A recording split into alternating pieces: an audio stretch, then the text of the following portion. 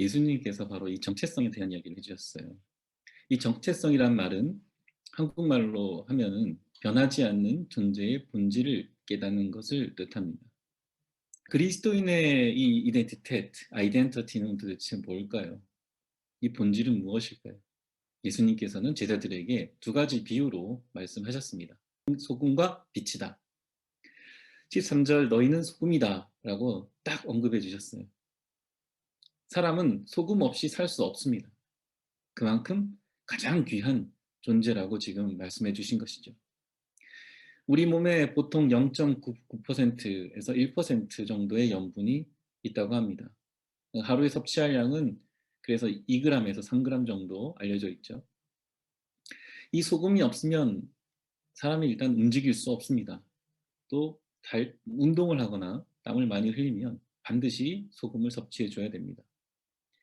우리의 건강을 유지하는 데 꼭 필요한 요소죠. 세상에서 예수님의 제자들, 곧 그리스도인들은 바로 이 소금과 같은 존재로서 세상에 녹아져야 한다는 메시지가 들어 있습니다. 세상이 하나님께서 만드시고 좋았더라 하셨던 그 말씀을 보면 이 세상은 하나님 보시기에 아름다운 세상이고 너무나 좋아하셨던 그 사랑하는 세상이었음을 우리는 알 수 있습니다. 이것을 그리스도인을 통해서 맛볼 수 있어야 한다고 예수님께서는 제자들에게 이야기해 주셨습니다. 소금은 이 외에도 세금으로 다시 거치기도 했고 월급으로 지급되기도 했습니다. 지금의 소금이 아니라 돌처럼 된 소금이죠. 그 돌소금을 물에 담가서 이제 조리용으로도 사용을 했다고 합니다. 그런데 이, 이 돌소금을 계속 사용하게 되면 그 안에 염분이 다 빠져나가겠죠. 그러면 쓸모가 없어지고 그러면 길가에 버려져서 이제 밟히게 된다는 것을 이제 예수님께서 설명해 주셨어요. 아무리 그리스도인의 숫자가 많아도 1%, 0.9%의 역할을 하지 못하면 염분이 다 빠져서 길가에 버려지는 그 죄와 다를 바가 없습니다. 그렇다면 어떤 것이 부패하지 않는 신앙인의 건강한 삶일까? 갈라디아서 6장 7절에서 9절로 말씀은 이렇게 전하고 있습니다. 자기를 속이지 마십시오. 하나님은 조롱을 받으실 분이 아니십니다. 사람은 무엇을 심든지 심은 대로 거둘 것입니다. 자기 육체에다 심는 사람은 육체에서 썩을 것을 거두고 성령에다 심는 사람은 성령에게서 영생을 거둘 것입니다. 선한 일을 하다가 낙심하지 맙시다. 지쳐서 넘어지지 아니하면 때가 이를 때에 거두게 될 것입니다. 아멘.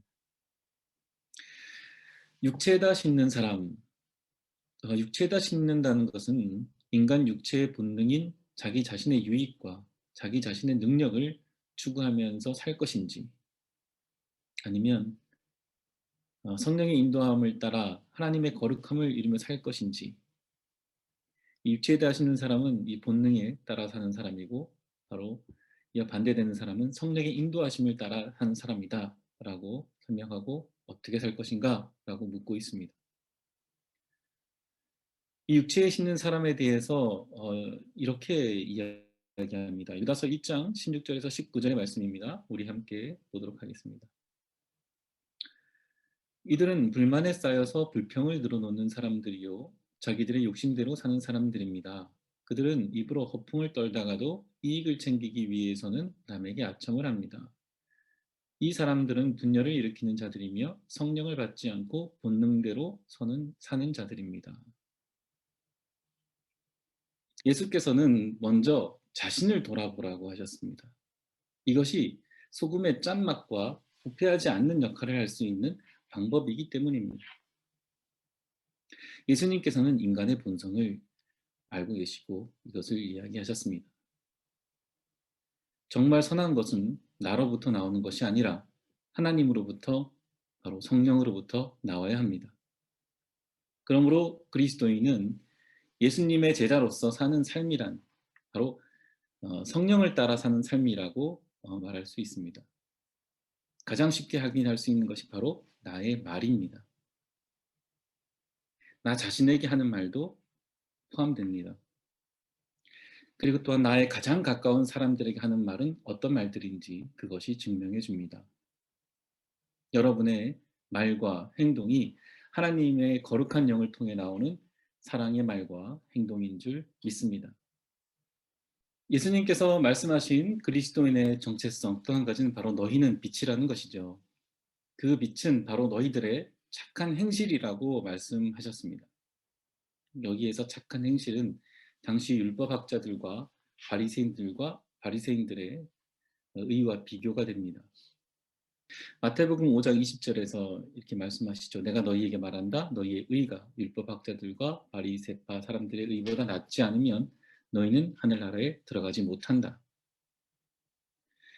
제자들이 빛을 발하는 이 착한 행실은 율법학자나 바리새인들과 다르다라고 분명하게 선포하십니다.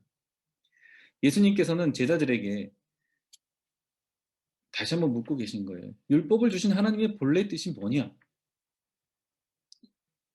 율법이 왜 있는지, 하나님께서 왜 율법을 주셨는지 그 근본에 대해서 묻고 계신 것이죠.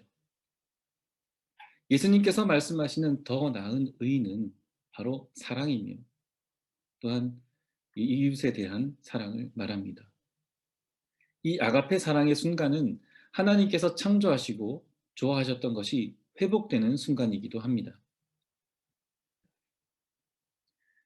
형제와 자매를 돌아보고 이웃을 돌아보는 것은 십자가의 사랑을 품은 그리스도인들에게는 당연한 것이고 이것은 세상에서 볼 때는 십자가의 사랑을 빛나게 하는 착한 행실이 되는 것이죠. 우리 교회는 그런 선교적 사명을 감당하는 아주 적합한 이름을 부여받았습니다. 미넨 사랑교회. 그 이름이 여러분을 통해 더욱 빛나게 될 줄로 믿습니다. 여러분은 그렇게 예수님으로부터 보냄을 받았고 또한 동시에 이것은 예수님의 부름을 받았다는 뜻이기도 합니다. 그래서 여러분은 이곳 독일에 있습니다. 그래서 여러분은 만나서 함께 있게 된 것입니다.